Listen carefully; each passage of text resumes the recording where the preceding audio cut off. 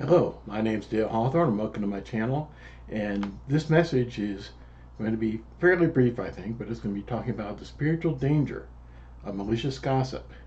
It's a lesson that I believe that every church in every generation needs to learn and regularly learn again and again and again. Because this is actually, I think, one of the most common ways in which churches get divided and churches split and churches die and churches become ineffective. So call it what you will. Malicious gossip, backbiting, backstabbing. It brings an element of spiritual abuse into churches, which spoils things for others, spoils a lot of good things.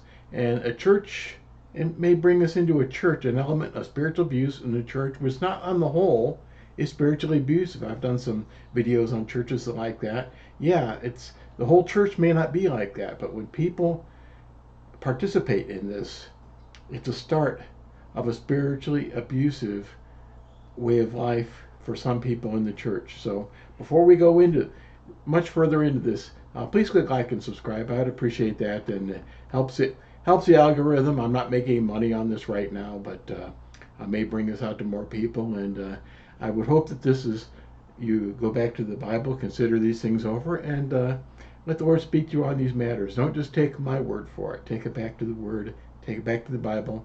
Maybe discuss it. So, and again, please click like and subscribe.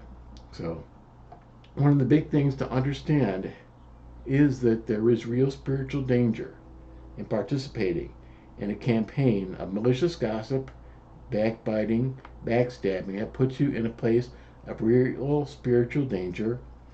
At the very least, it'll rob you of some of the fruitfulness that you may have as a Christian, some of the productivity, some of the influence, some of the capability. At the very least, it does that. So here's some of the ways in which it's dangerous. First, it gives Satan, father of lies, access to your heart. You believe a lie, and that gives him access to your heart, and you're not holding the truth. In the Gospel of John, Jesus called John the father of lies and liar from the beginning. And Paul talked about the people who believe in a lie. And we're to be people of the truth, who speak the truth, live the truth, by speaking the truth in love. That's the way of Christ. And when we go on to this way of backbiting, malicious gossip, backstabbing, we're going on to a way which is not the way in which God has. It's not following Jesus.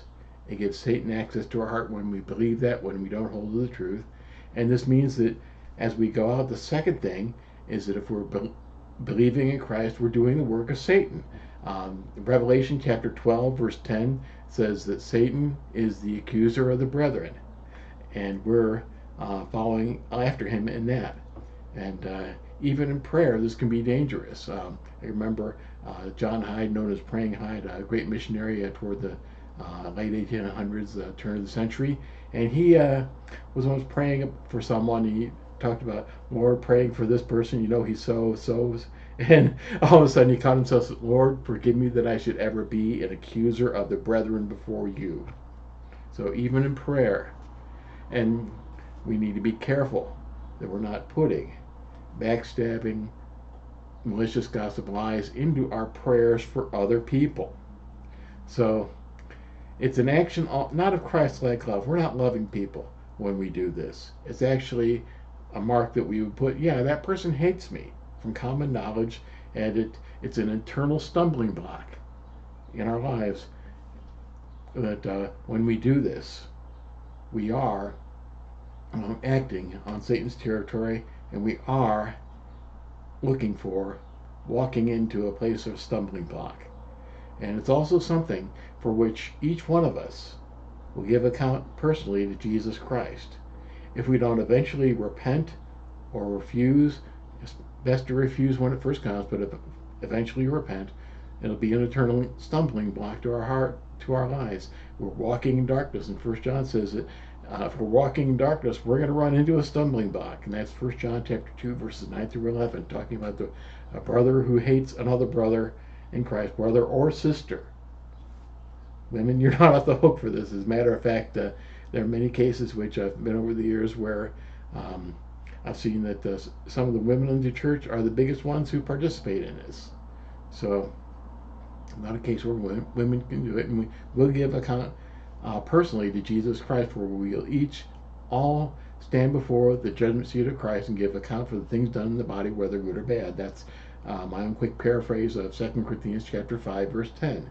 So we will all stand and give account to Jesus Christ. And we need to remember that it is simply sin. We're living the lie, we're spreading the lie, and we're seeking to cause harm to another person. And uh, this is what God says about sin in this case. This is the message we have heard from him and proclaim to you, that God is light and in him is no darkness at all. If we say we have fellowship with him while we walk in darkness, we lie and do not practice the truth. But if we walk in the light as he is in the light, we have fellowship with one another, and the blood of Jesus his son cleanses us from all sin. If we say we have no sin, we deceive ourselves, and the truth is not in us. If we confess our sins, he is faithful and just to forgive us our sins and cleanse us from all unrighteousness. If we say we have not sinned, we make him to a liar, and the word is not in us. The word and the truth isn't in us if we're following on this way of sin. But this will be the sixth thing.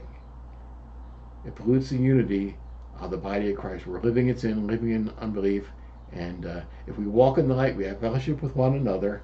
And if we walk in this, we're walking in darkness, and we're not having fellowship with one another. We may have some earthly friends, some unholy alliances and so on, but this isn't the unity body of Christ when people are doing this.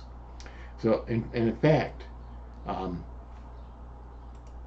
this participation in these types of campaigns and schemes can be a stronghold of demonic influence in the life of both the perpetrator and the person who believes the same lies. We're giving Satan, the father of lies, access to our hearts through believing lies. And we're ambling about his territory, living in defeat, living in gullibility to his lies instead of living in victory and living in discernment of his devices and not living in the truth. So why does every generation of believers, every believer sooner or later really need to face this? Well, I think in our generation we have pretty low expectations for the personal transformation of believers after their conversion. As I've been with the churches for almost 50 years now, with other believers, regrettably, too many may have a story of conversion, a story of regeneration, but they remain extremely selfish, hyper-competitive, and deceitful.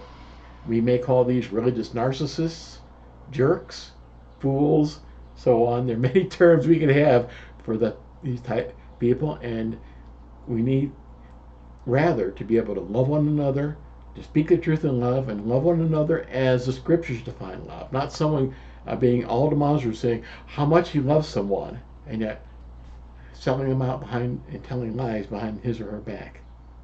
So this really does spoil a lot of good things, a lot of good ministries in the church, which may be happening once gossip starts, and it kills churches too, especially small churches. Small churches, if they have a rumor mill, die. Larger churches, they have unnecessary heartbreak and division and problems. So we need to be able to get along and work together without this kind of sin dominating our interactions. So our expectation really should be, if you're a believer in Christ, if you're growing in Christ, you'll be growing away from this type of sin and not growing better at covering it. And there are about 4 or 5 excuses which I'll put in another video, where people try to use to cover this sin. So the body of Christ, the fellowship of the church, is a place where Jesus is to reign supreme, where his word prevails, where we become like him. It's not a place where someone with a lot of nerve can come in and try to assume control through their own posturing, ego, and pride. It's not a place where anyone can think that he or she is in control and in charge in a way which does not do justice to Jesus being over that person and following Jesus and living according to the standards of Jesus in his word. It's a place where servants are leaders.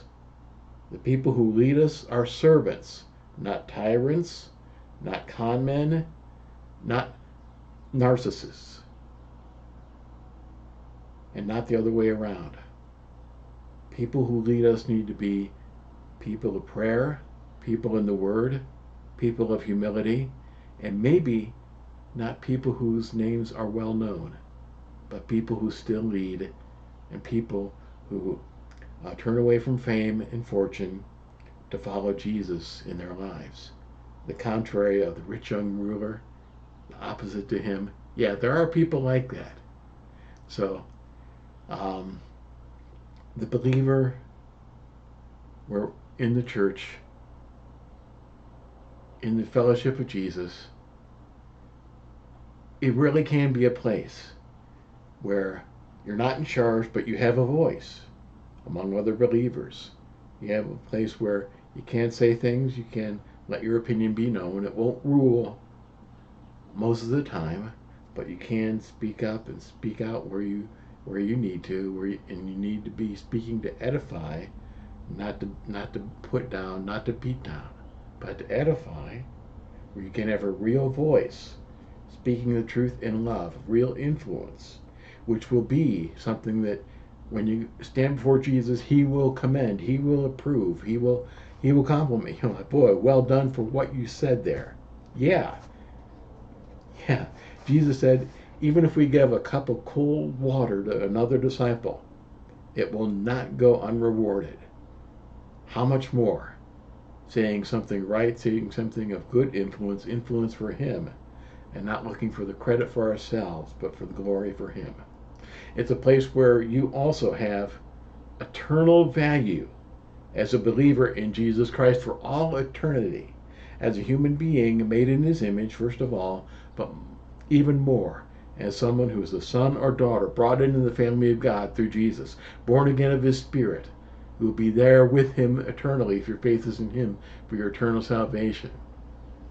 And again, it's a place where you can have some influence for good. We're not here to build an earthly utopia. Jesus is bringing the utopia with him when he returns. So I like that line. I think I'll put that Jesus is bringing the utopia with him.